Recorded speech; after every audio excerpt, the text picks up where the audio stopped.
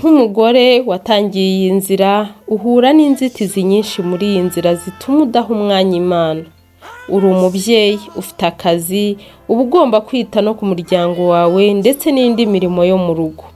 Rero ndi hano kugira ngo ngutere imbaraga muri iyi nzira, muri uru rugendo watangiye, nkwereke uburyo wabimanaginga n'Imana ukayibonera umwanya kandi ukita no ku muryango wawe. Wumve ko utari wenyine muri uru rugendo.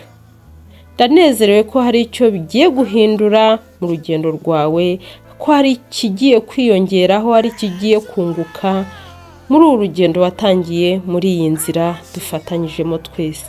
Mbere y'uko rero tubyinjiramo, kadutangire dusome Luka igice cya 10 ibya Marita na Mariya. Nuko bakigenda bajya mu kirorero, umugore witwaga Marita aramwakira amujyana iwe. Uwo yari afite mwene se witwaga Mariya, yari yicaye hafi y'ibirenge by'umwami Yesu yumva ijambo rye. Ariko Marita yari yahagaritswe umutima n'imirimo myinshi yo kuzimana. Aho bigeze aramwegera amubaza ati, "Databuja, ntibikubabaje yuko mwene data yampariye imirimo? Wamubwiye akamfasha." Umwami Yesu aramusubiza ati, "Marita, Marita, uriganyira wirushya muri byinshi, ariko ngombwa ni kimwe, kandi Mariya ahisemo umugabane mwiza atazakwa." Haleluya. Mbere y'ikindi kintu icyo ari cyo cyose, mbere yo kwita ku muryango wawe, ku bana, ku mirimo yo mu rugo, banza ushyira Imana imbere y'ibindi byose. Hanyuma n'ibindi bize nyuma. Ushobora kwibaza uti, ese ndashyira Imana imbere gute? Abana barashonje, ngomba kubategurira icyo kurya. Umugabo akeneye kwitabwaho, n'indi mirimo yo mu rugo ningireba.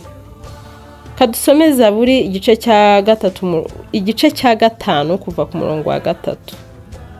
Mwami wanjye, Mana yanjye, cyariza ugutwi ijwi ryanjye, ngutakira kuko ari wowe nsenga. Yahwa, mu gitondo uzajya wumva ijwi ryanjye, mu gitondo nzajya nerekeza gusenga kwanjye kuri wowe, mbe maso ntegereje. Rero bakundwa badamu, mbere y'ibindi bintu byose mugomba kubyuka, mugafata byibuze iminota 10, mugasoma ijambo, mugasenga, mugatangirira umunsi wanyu mu butware bwa Yahwa. Ushobora no gusenga urimo gutegura ifunguro rya mu gitondo, urimo gukoropa se, ibyo waba urimo byose. Ushobora gusoma Bibiliya, uri kugaburira abana uyibasomera. Urimo kujya mu kazi, wicaye muri bisi, mbese aho waba uri hose ugomba kuba uri kumwe n'Imana yawe. Nk'uko Yesu yabwiye Marita ati, Mariya ahisemo umugabane mwiza atazakwa, namwe rero nimukurikiza ibi mbabwiye, ni umugabane mwiza muraba muhisemo. Kuko nta kintu cyiza kandi gitanga amahoro n'umunezero nk'umugore umenya ibyo mu rugo rwe, w'imico myiza, uramburira abakene ibiganza, ubyuka kare butaracya, akaragiza abo mu rugo rwe Yahwa, agasoma Bibiliya, agasenga, akubaha Yahwa. Abana be baramwubaha, umugabo we nawe akamushima.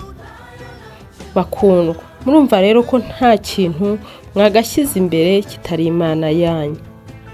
Ndi hano kugira ngo nkutere imbaraga, wowe waburaga umwanya uvuga ngo ufite imirimo myinshi, imirimo yabaye myinshi.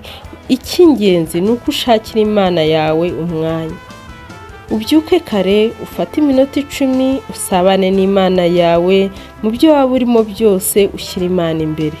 Ubu umugore Imana yishimira, umugore uhesha ishema umuryango we, umugore uzi Imana, umugore ufite umugabane mu bwami bw'umwami wacu Yahusha. Haleluya. Muhabwe umugisha, muhimbaze Yahwa.